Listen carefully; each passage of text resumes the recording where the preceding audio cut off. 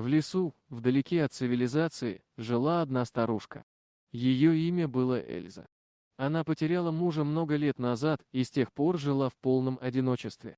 Домик, в котором она жила, был старым и скромным, но в нем царила теплая и дружелюбная атмосфера. Старушка любила гулять по летнему лесу и с удовольствием собирала грибы и ягоды в местном лесу. Хоть она и была одна, но она никогда не чувствовала одиночества. Недалеко от леса, где жила старушка, находилась маленькая деревня, в которой находилось несколько домов, туда старушка ходила в магазин за покупками.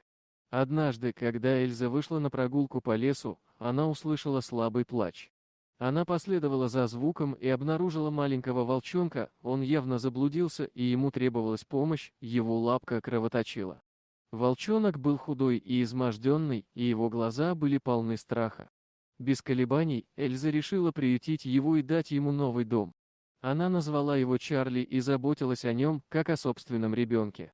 Эльза кормила его, ласкала и учила правилам жизни в лесу. Чарли рос и превращался в могучего волка. Он всегда был рядом с Эльзой, охранял ее и дарил ей свою преданность и любовь. В тот же момент, когда Чарли стал достаточно велик, чтобы защищать старушку, в лесу произошло неприятное событие.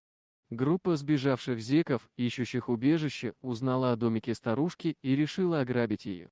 Они надеялись на легкий заработок, предполагая, что беззащитная и одинокая старушка будет легкой добычей. Однако те, кто злобно планировал навредить Эльзе и ограбить ее, не знали о Чарли. Когда они приблизились к дому, Чарли почувствовал опасность и моментально встал на защиту своей хозяйки.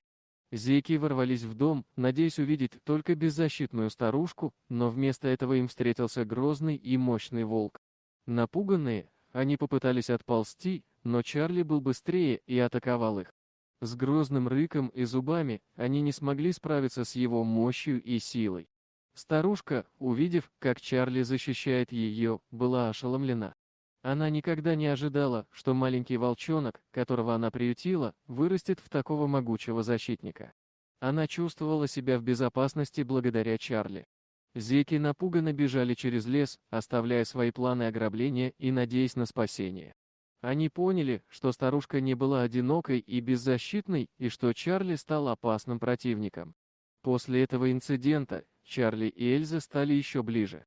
Они жили вместе, защищая друг друга и наслаждаясь теплом и любовью, которые они дарили друг другу. Старушка больше не чувствовала себя одинокой, и Чарли нашел дом, где его любят и ценят. Так прошли годы, и их дом стал символом счастья и безопасности. Люди издалека слышали об истории старушки и волка, и они приходили к Эльзе, чтобы услышать эту невероятную историю. Все они уходили, вдохновленные и с уверенностью в том, что на свете всегда найдется место для любви и доброты. Так закончилась история старушки Эльзы и ее волка Чарли. Они жили вместе до самой старости, зная, что их связь непоколебима. Их история стала легендой, продолжающей вдохновлять людей на преодоление трудностей и веру в добро.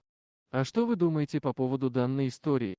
Делитесь своим мнением в комментариях, а также подписывайтесь на канал, там вы найдете еще много интересного.